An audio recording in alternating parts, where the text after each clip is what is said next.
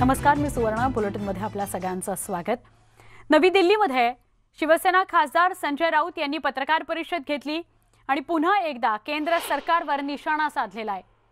मला सत्य बोलण्याचा अधिकार आहे, शिवसेना कुठल्याही येड्या गबाळ्यांसमोर झुकणार नाही असं ठणकावून सांगितलंय संजय राऊत यांनी.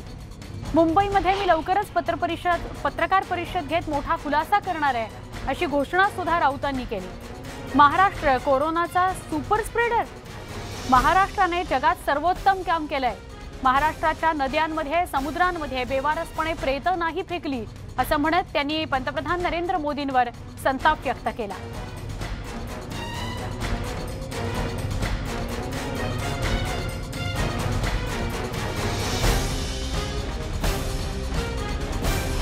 मी इशारा दिला ना, मग पत्रकार परिषद तर घेईन ना. पत्रकार परिषद म्हणण्यापेक्षा मी लोकांशी बोलीन. का मला बोलण्याचा अधिकार नाही आहे का? एखाद्याला जर खोटं बोलण्याचा अधिकार आहे, बरं का, एखाद्याला खोटं बोलण्याचा, खोटं करण्याचा जर अधिकार दिला असेल एखाद्या सरकारनं, तर या देशाचा नागरिक म्हणून, संसदेचा सदस्य म्हणून, शिवसेनेचा नेता म्हणून, बाळासाहेब ठाकरे यांच्या शिवसैनिक म्हणून मलाही एक बाजू सत्य हे लोकांसमोर मांडण्याचा अधिकार आहे. मला जे काल काय बोलायचं होतं ते मी बोललो. एक सांगतो, किती प्रयत्न केला, खोटं करा, दबावतंत्राचा अवलंब करा, खोटे पुरावे उभे करा, लोकांना धमक्या द्या, सरकार पाडण्याच्या धमक्या द्या, सरकार पाडण्याच्या धमक्या द्या.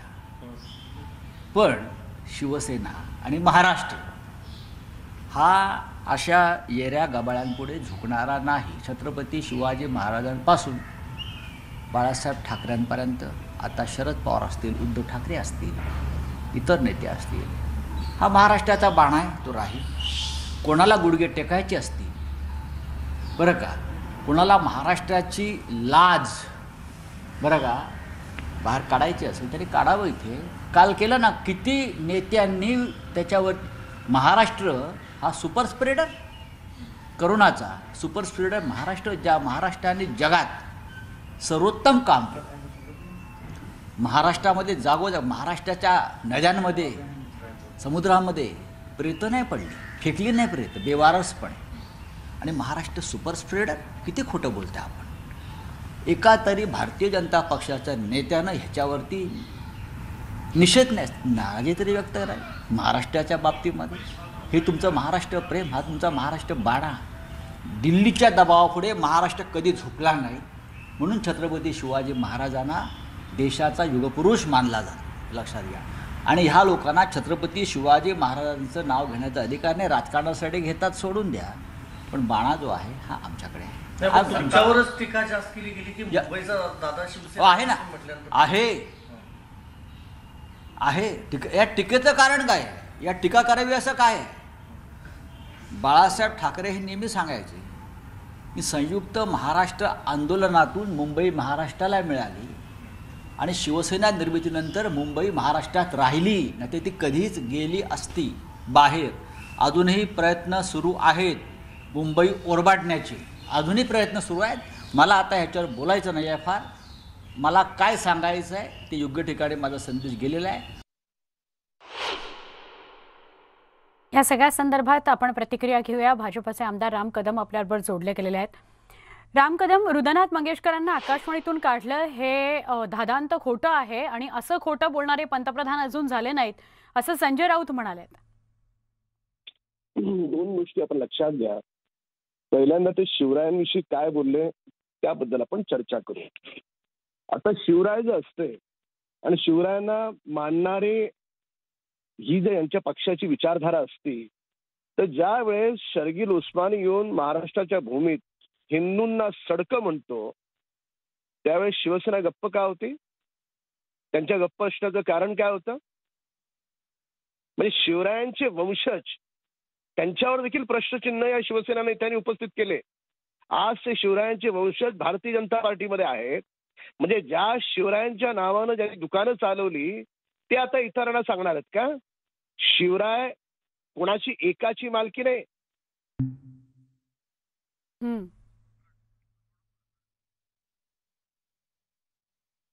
भाजपचे आमदार राम कदम आपल्याबरोबर बोलता आहेत. त्यांच्याशी पुन्हा एकदा संपर्क प्रस्थापित करण्याचा प्रयत्न करूया.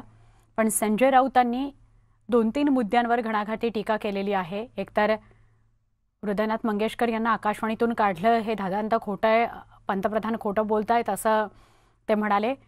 महाराष्ट्र सुपर स्प्रेडर यावरून गदारोळ झाला आणि त्यावर सुद्धा प्रतिक्रिया संजय राऊतांनी दिली की सर्वोत्तम काम कोरोनाच्या काळात महाराष्ट्रानं केलेलं आहे आणि असं असताना महाराष्ट्राबद्दल हे उद्गार काढणं हे चूक आहे आणि शिवरायांचं नाव घेण्याचा भाजपला अधिकार नाही असंही ते म्हणालेले आहेत.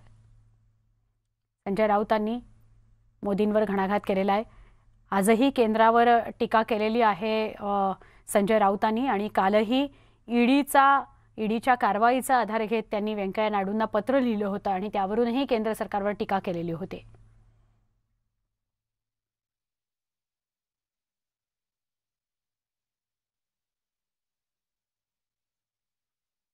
पुढच्या बातमीकडे आपण वळूया. मुंबई महानगरपालिका निवडणुकांची कोणत्याही क्षणी घोषणा होण्याची शक्यता आहे.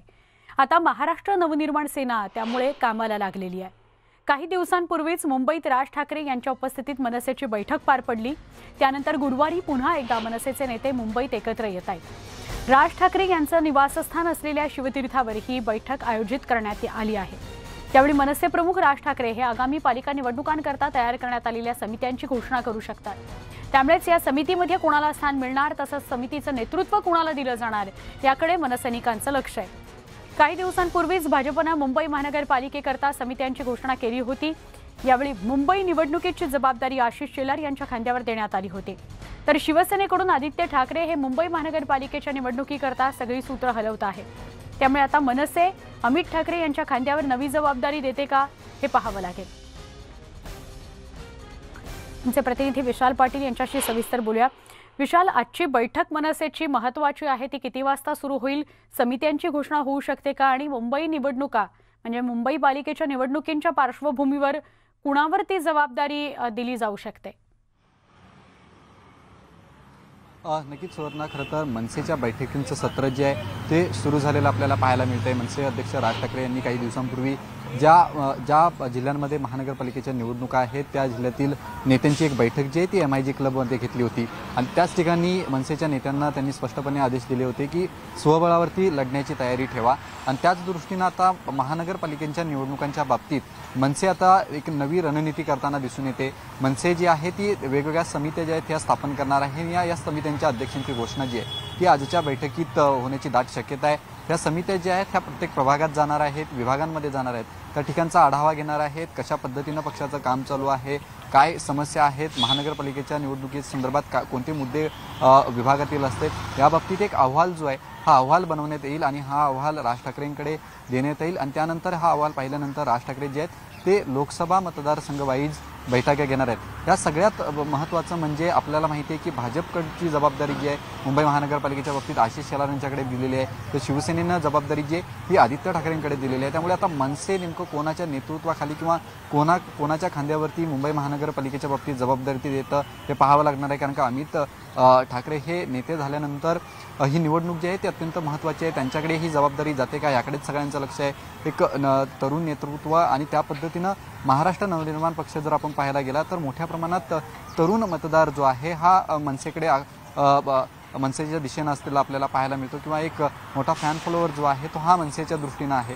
त्यामुळे या बाबतीत अमित ठाकरेंकडे जबाबदारी येते का हे पाहावं लागेल. आणि अमित ठाकरेंकडे ही जबाबदारी आली तर कशा पद्धतीनं मनसेची पुढची रणनीती असणार आहे हे पाहावं लागणार आहे. या बैठकीमध्ये आज काय घोषणा होते, मोठी विशाल खूप मोठ्या पद्धतीने कंबर कसावी लागणार आहे मनसेला. कारण एका बाजूला मवियातले 3 पक्ष, दुसरीकडे भाजपसारखा मोठा पक्ष असं असताना त्यांच्यासमोर अगदी छोट्या छोट्या गोष्टींचं भान राखत रणनीती आखावी लागणार आहे. त्याच्याविषयी कार्यकर्त्यांशी किंवा मनसेच्या प्रतिनिधींशी काही संवाद झालाय का तुझा?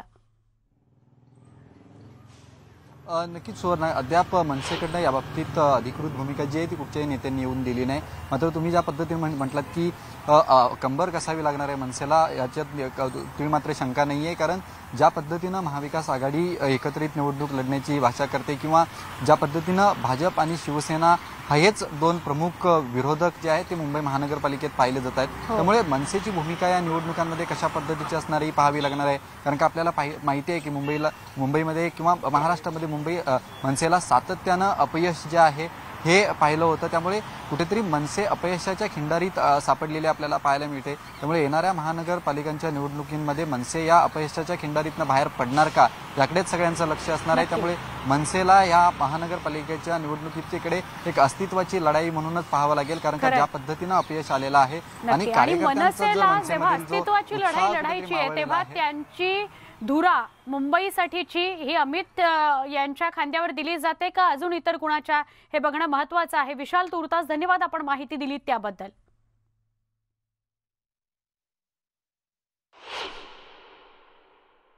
हिंगणघाट जळीतकांड प्रकरणाचा निकाल आज लागतो आहे. आरोपी विकेश नगराळे याला न्यायालयानं दोषी ठरवलेलं आहे आणि आज आरोपी विकेश नगराळेला शिक्षा सुनावली जाणार आहे.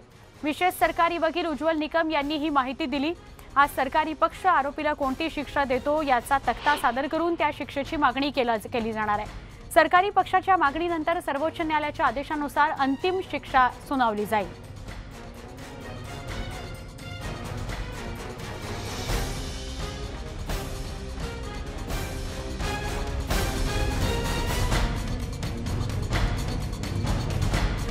आमचे प्रतिनिधी तुषार कोहळे यांच्याकडून आपण अधिक माहिती घेऊया.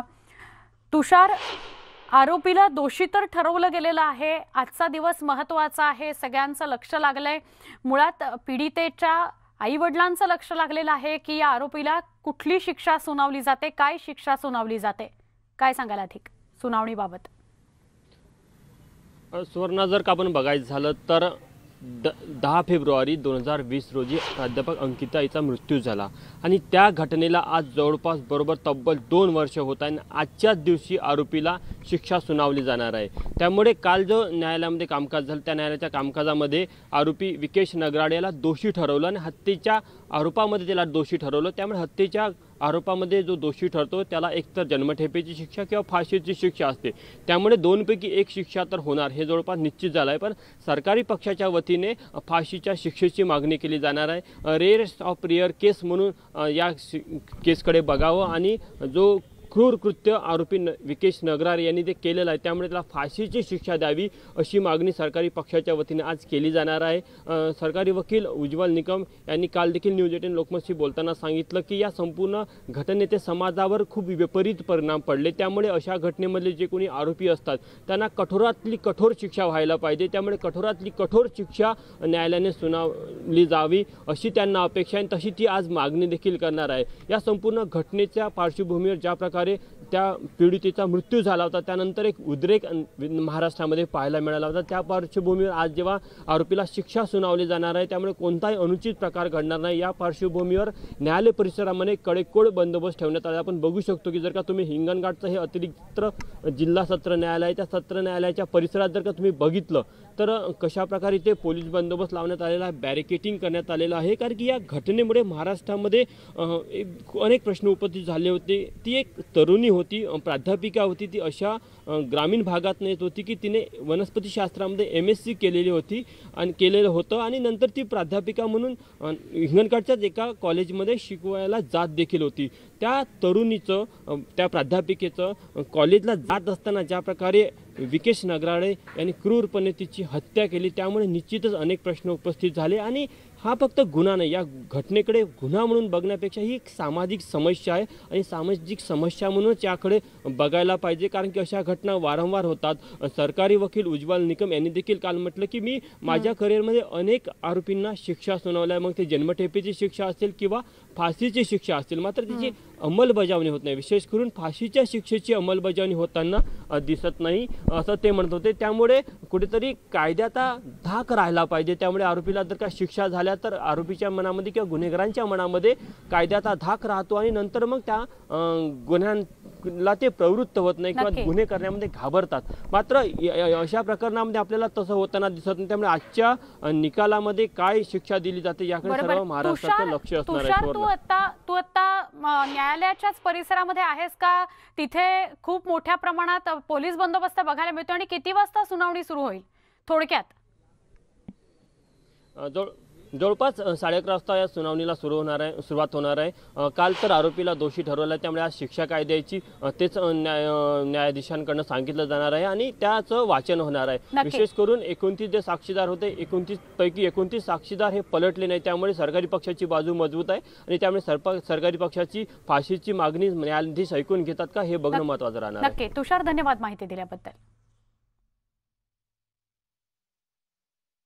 हिंगणघाट जळीतकांड प्रकरण ज्याचा निकाल आज लागणार आहे, आज आरोपीला शिक्षा सुनावली जाऊ शकते आणि त्याकडे सगळ्यांचं लक्ष लागलेलं आहे. 2 वर्ष झाली आहेत या प्रकरणाला. 10 फेब्रुवारीला 2 वर्षापूर्वी जिच्यावर पेट्रोल टाकून तिला जाळलं गेलं, तिचा मृत्यू झाला. आज त्या संदर्भात शिक्षा सुनावली जाऊ शकते.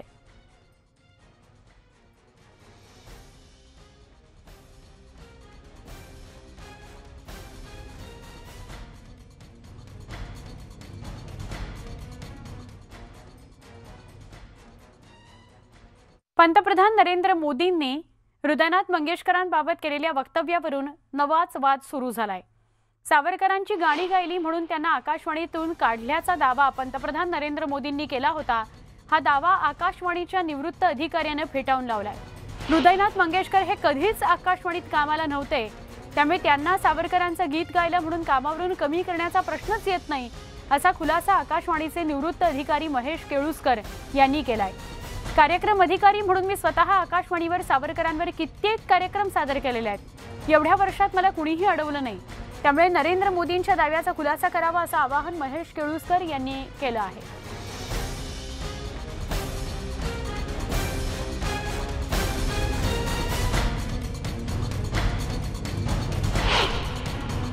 पण जुन्या माणसांपैकी कुणी असं म्हटलं नाही कधी की हृदयनाथ मंगेशकर, पंडित हृदयनाथ मंगेशकर हे आकाशवाणीवर त्यांची नियुक्ती झाली होती संगीत विभागात किंवा त्यांनी काम केलं. 2 पद्धती असतात. एक तर रीतसर परीक्षा देऊन वगैरे UPSCची परीक्षा असते किंवा त्यावेळी स्टेशन लेवलला परीक्षा व्हायच्या, पॅनल असतात, ती परीक्षा देऊन नियुक्त्या होतात. ही कायमची नियुक्ती असते. पहिल्यांदा प्रोबेशनवर असतात लोक आणि नंतर मग ते प्रोबेशन संपल्यानंतर कायम नियुक्ती केली जाते. पण असं कुणाला कायम नियुक्ती मिळालेल्या माणसाला तडकाबडकी काढून टाकता येत नाही. त्याची प्रोसिजर असते आणि खूप म्हणजे पहिल्यांदा मेमो दिले जातात किंवा त्याची केस तयार केली जाते आणि संयुक्तिक कारण असेल तर जी कॉम्पिटंट अथॉरिटी असते ती मग निर्णय घेते की या माणसाला सेवेत ठेवायचा की न ठेवायचा. हृदयनाथ मंगेशकर यांचं सर्व्हिस रेकॉर्ड आकाशवाणीकडे उपलब्ध नाही.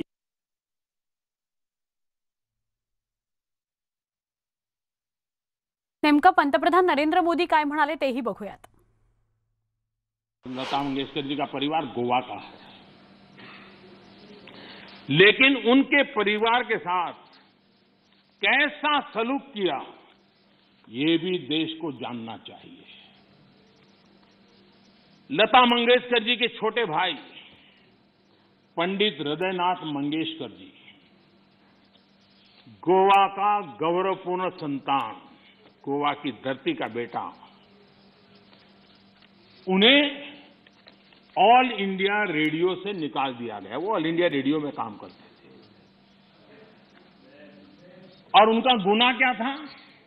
उनका गुनाह ये था तो उन्होंने वीर सावरकर की एक देशभक्ति से भरी कविता की ऑल इंडिया रेडियो पर प्रस्तुति दी थी.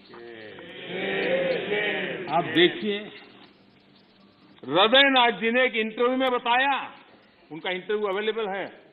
उन्होंने इंटरव्यू में कहा, जब वो सावरकर जी से मिले कि मैं आपका गीत करना चाहता हूं, तो सावरकर जी ने उनको कहा, क्या तुम जेल जाना चाहते हो क्या? मेरी कविता गा करके जेल जाना चाहते हो क्या? तो हृदयनाथ जी ने उनकी देशभक्ति से भरी कविता उसे संगीतबद्ध किया। 8 दिन के अंदर उनको ऑल इंडिया रेडियो से निकाल दिया गया। ये आपका फ्रीडम ऑफ एक्सप्रेशन है।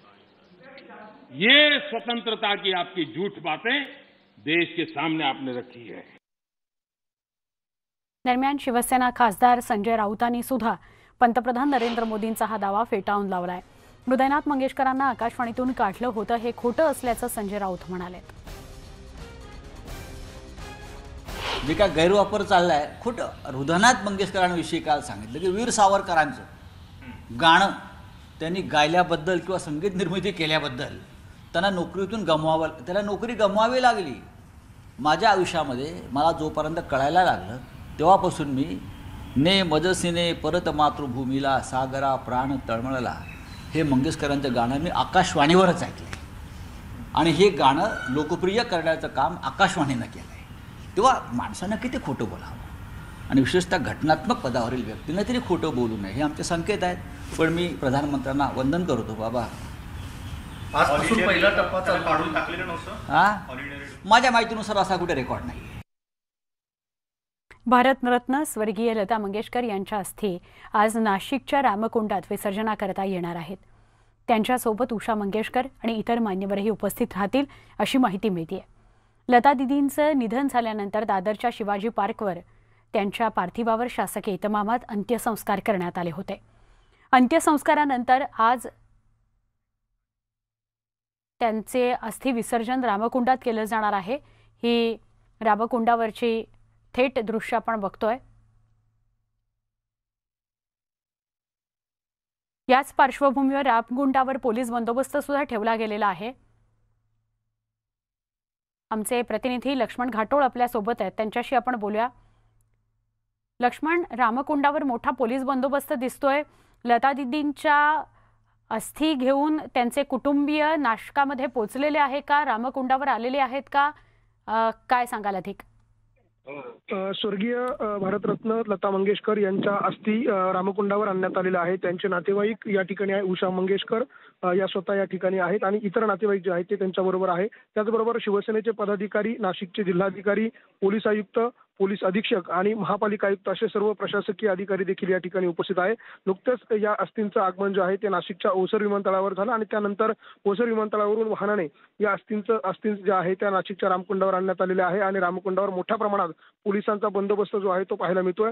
एकूणच लता मंगेशकर यांच्या अस्थींचं विसर्जन होत असल्यामुळे अनेक सिनेसृष्टीतील कलाकार देखील या ठिकाणी उपस्थित आहे। नाशिक शहर आणि जिल्ह्यातल्या वेगवेगळ्या भागात असलेले आणि उत्तर महाराष्ट्रातले काही कलाकार देखील लता दिदींच्या अस्थींचं दर्शन घेण्यासाठी या ठिकाणी दाखल झालेले आहेत। शिवसेनेचे नाशिकमधले सर्व पदाधिकारी, वेगवेगळ्या पक्षांचे पदाधिकारी या ठिकाणी उपस्थित आहे आणि एकूणच आज नाशिकच्या रामकुंड परिसरामध्ये लता दिदींच्या अस्थींचं जे आहे ते विसर्जन केलं जाणार आहे आणि त्याची ही सर्व तयारी आपण दृश्यांमध्ये बघतोय। नुकतंच या अस्थींचं आगमन जे आहे ते झालेलं आहे। आपण दृश्यांमध्ये बघतोय की लता मंगेशकर यांच्या अस्थी ज्या आहेत त्या वाहनाने या ठिकाणी आणण्यात आल्या आहेत। लक्ष्मण, मंगेशकर कुटुंबियातलं कोण कोण आता उपस्थित आहे? आदिनाथ आपल्याला दृश्यांमध्ये दिसत आहेत, उषा मंगेशकर, अजून कोण सोबत आणि आत्ता विधी काय असणार आहेत? या अस्थी घेऊन आले त्यामध्ये आदिनाथ मंगेशकर आणि उषा मंगेशकर हे दोनच कुटुंबीय त्या ठिकाणी आहे आणि इतर नातेवाईक जे आहे ते या ठिकाणी त्यांच्या सोबत आहेत। त्याचबरोबर शिवसेनेचे नेते मिलिंद नार्वेकर जे आहेत ते त्यांच्यासोबत मुंबईहूनच या ठिकाणी आलेले आहे आणि इतर पक्षांचे पदाधिकारी देखील मोठ्या प्रमाणात उपस्थित आहेत।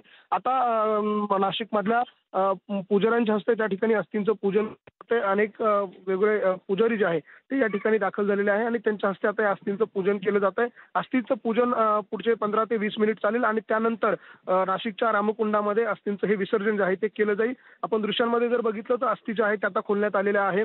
ज्या कलशामध्ये अस्थी आणण्यात आलेल्या आहेत तो कलश या ठिकाणी खोलण्यात आलेला आहे आणि त्या कलशाचं पूजन कुटुंबियांच्या हस्ते केलं जातंय। काही संकल्प असतात, विधी असतात ते या ठिकाणी सोडून घेतले जात आहे आणि हे संकल्प विधी पूर्ण झाल्यानंतर अस्थी ज्या आहे त्या गंगेमध्ये या ठिकाणी सोडल्या जातील। नक्की लक्ष्मण, धन्यवाद माहिती दिल्याबद्दल।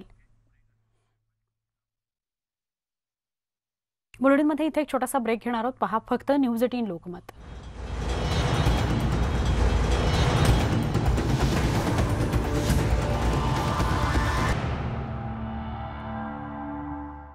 बुलेटिनमध्ये पुन्हा एकदा स्वागत. भाजपचे आमदार नितेश राणेंना कोल्हापूरच्या CPR रुग्णालयातून डिस्चार्ज मिळालेला आहे. जामीन मिळाल्यानंतर नितेश राणे हे पुढील उपचार खासगी रुग्णालयात घेणार आहेत. त्यामुळे आता ते कोल्हापुरातून डिस्चार्ज घेऊन ओरोस इथं वैद्यकीय तपासणी पूर्ण करतील. सावंतवाडीच्या कारागृहात ते हजर होतील. तिथं जामीन मिळाल्यानंतरची प्रक्रिया पूर्ण करून पुढील उपचाराकरता ते खासगी हॉस्पिटलमध्ये दाखल होणार आहेत अशी माहिती मिळते. ज्ञानेश्वर साळोखे यांच्याकडून अधिक माहिती घेऊया. ज्ञानेश्वर, डिस्चार्ज CPR रुग्णालयातून मिळालेला आहे असं कळतंय, काय अधिक माहिती? आमदार नितेश राणे यांना CPR रुग्णालयातून डिस्चार्ज देण्यात आलेलं आहे. खरं तर ओरोस इथल्या शासकीय रुग्णालयातून इथं त्यांना रेफर करण्यात आलं होतं आणि इथं काही वैद्यकीय तपासण्या करण्याच्या सूचना इथल्या डॉक्टरांना करण्यात आल्या होत्या आणि त्या अनुषंगाने त्यांच्या वैद्यकीय ज्या तपासण्या आहेत CPR प्रशासनाने केल्या होत्या. या दरम्यान उलटा त्रास सुरू झाला होता, त्यामुळे काही तपासण्या पेंडिंग होत्या. त्यापैकी प्रामुख्याने MRI ची तपासणी ही त्यांची प्रलंबित आहे, कारण त्यांना मानदुखी आणि पाठदुखीचा त्रास आहे तो अद्यापही जाणवत आहे आणि त्याच अनुषंगाने सगळ्या या तपासण्या करून आणि त्याची जी मेडिकल समरी आहे ती लिहून आता नितेश राणे यांना पुन्हा एकदा सिंधुदुर्गच्या ओरोस रुग्णालयाकडे रेफर करण्यात आलेले आहे. इथून जो रिस्कर आहे तो डिस्चार्ज आहे तो देण्यात आलेला आहे. साधारण सकाळी 8 वाजल्यापासून ही प्रक्रिया सुरू होती आणि 10 वाजताच्या सुमारास ही प्रक्रिया पूर्ण झाली आणि त्यानंतर नितेश राणे हे एका अँब्युलन्स मधून आहेत ते सिंधुदुर्गकडे रवाना झालेले आहेत. त्यांच्यासोबत कडक असा पोलीस बंदोबस्त सुद्धा आहे. सिंधुदुर्ग पोलीस सुद्धा या ठिकाणी दाखल झाले होते. ते आता त्यांना तिकडे घेऊन जाताना पाहायला मिळतात. साधारण 2 ते 2.5 तासाचा हा प्रवास पूर्ण करून ते ओरोस रुग्णालय या ठिकाणी दाखल होतील आणि त्या ठिकाणी त्यांच्या पुढच्या ज्या तपासण्या आहेत त्या तपासण्या करून ते पुन्हा एकदा सावंतवाडी कारागृह इथं जातील आणि जामीन मिळाल्यानंतरची जी न्यायालयीन प्रक्रिया आहे ती पूर्ण ते करून घेतील आणि त्यानंतर ते खासगी रुग्णालयात आहेत ते उपचारासाठी जातील असे एक माहिती आहे ती सूत्रांच्याकडून आपल्याला मिळते. एकूणच पाहायला गेलं तर 4 दिवसानंतर आहे ती कोल्हापूरच्या CPR रुग्णालयातून आता त्यांना डिस्चार्ज मिळाला आहे आणि ते सिंधुदुर्गकडे आता रवाना झाले आहे. नक्की ज्ञानेश्वर, म्हणजे इथून पुढे त्यांना रुग्णालयात त्यांना रुग्णवाहिकेमधून एक साधारणपणे 2-2.5 तासाचा प्रवास करायचा आहे. ते ओरोस इथं पोहोचतील. तिथे त्यांची वैद्यकीय चाचणी पुन्हा होईल. मग ते कारागृहामध्ये हजर होतील. तिथे त्यांच्या जामिनासंदर्भातली प्रक्रिया पूर्ण केली जाईल अशी माहिती आपल्याला ज्ञानेश्वर देत आहेत. ज्ञानेश्वर, तुर्तास धन्यवाद माहिती दिल्याबद्दल.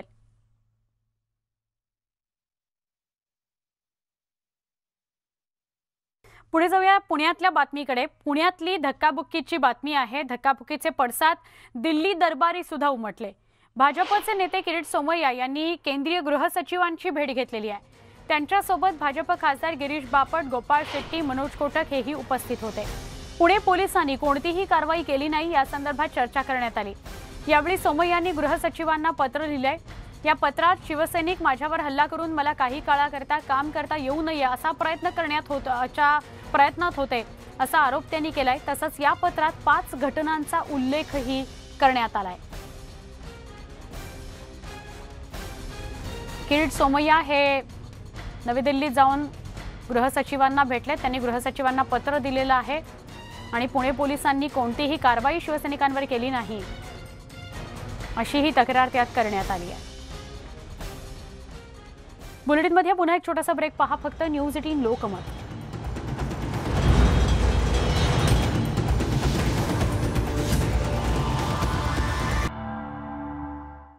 बुलेटिनमध्ये आता बघूयात खेडची बातमी. खेड शहराच्या विकासाला खोडा घालणाऱ्या लोकप्रतिनिधींचा खेडमधील उद्योजक कौस्तुभ पुटाला यांनी घंटानाद करत आंदोलन केला, निषेध केला.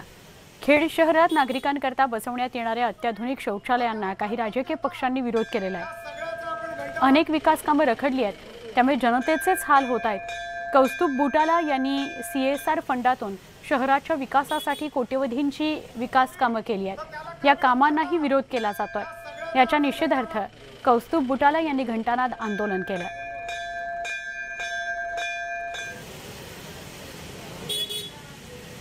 सर्व जनवासियांना जागृत होण्यासाठी, जनता जनार्दनाला जागृत होण्यासाठी त्यांनी खेडच्या विकासासाठी जे लोकप्रतिनिधी आहेत त्यांना जाब विचारण्यासाठी जी खेडच्या विकासाची कामं आहेत, जसं आता मी इथे CSRमध्ये आम्ही टॉयलेट्स मिळून दिली.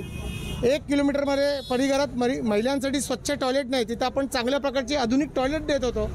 तर त्याच्यात काही लोक जसे मिनार चिखले, पप्पू चिकणे आणि त्यांचे काही सदस्य असे आले आणि त्यांनी त्या विकास कामात खोडा घातला. त्यांच्या निषेधार्थ मी आंदोलन करत आहे. याच्या आधी सुद्धा CCCच्या कामात खोडा घातला गेला. कोविड केअर सेंटर आपल्या शहरात नव्हतं, आपण ते उभं करायला गेलो. खूप सारा आपण त्यासाठी निधी आणला, पण त्याच्या कामातही खोडा घातला गेला. आपण पहिली कार्डियाक रुग्णवाहिका एका क वर्गाच्या नगर परिषदेसाठी आपण इथं खेडमध्ये आणली, कोकणामध्ये आणली. तिच्या उद्घाटनावर राजकारण करण्यात आलं. बुलेटिनमध्ये स्वागत. कठोर मेहनत आणि आत्मविश्वासाच्या जोरावर सगळं काही करणं शक्य आहे. न्यूज 18च्या बायजूस यंग जीनियस सीझन 2 मध्ये आम्ही अशा चिमुरड्यांचा शोध लावला की अशक्य ते शक्य ते करून दाखवतात. अशीच 2 चिमुरडे आहेत वीर कश्यप आणि तनिष्का सुजित. यांना आपण या शनिवारी संध्याकाळी 7:30 वाजता बायजूस यंग जीनियस सीझन 2 मध्ये भेटणार आहोत. In India, board games have been played since ancient times and India is the land of board games. मेरा नाम वीर कश्यप है. मैं 11 साल का हूँ. मैं एक बोर्ड गेम डिज़ाइनर हूँ. मैंने कोरोना का नामक एक बोर्ड गेम बनाया है. This game actually promotes social distancing and yoga and it encourages people to follow all the guidelines. Corona का बोर्ड गेम के लिए उसे इस साल प्रधानमंत्री राष्ट्रीय बाल पुरस्कार अवार्ड मिला. उसके बाद इंडियन अचीवर्स फोरम ने उसे यंग अचीवर्स का अवार्ड भी दिया. मैं और भी बोर्ड गेम्स डिज़ाइन करने के प्रोसेस में हूँ और मैं चाहता हूँ कि एक दिन मेरे डिज़ाइन किया हुआ बोर्ड गेम हर एक घर पर हो.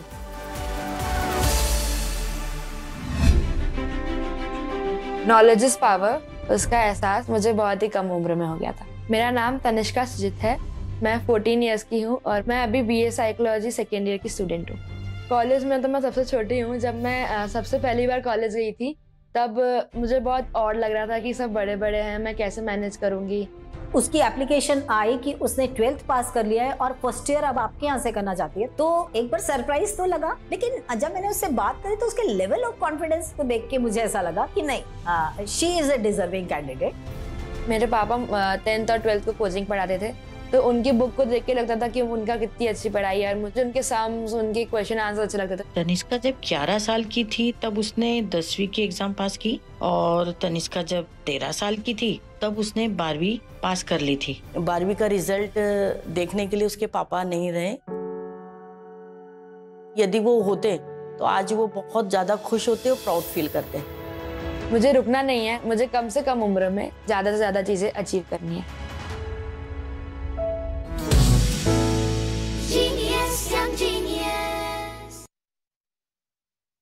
बायजूस यंग जीनियस सीझन 2 पाहायला विसरू नका. या बुलेटिनमध्ये तर इथेच थांबतो आहोत. कोरोनाचे नियम पाळायला विसरू नका, कारण कोरोना अजूनही गेलेला नाही. news18lokmat.com या यूट्यूब चॅनलला सबस्क्राईब करा. फेसबुक, ट्विटरवर फॉलो करा, म्हणजे ताज्या बातम्या तुमच्यापर्यंत पोहोचत राहतील. पहा फक्त News 18 लोक.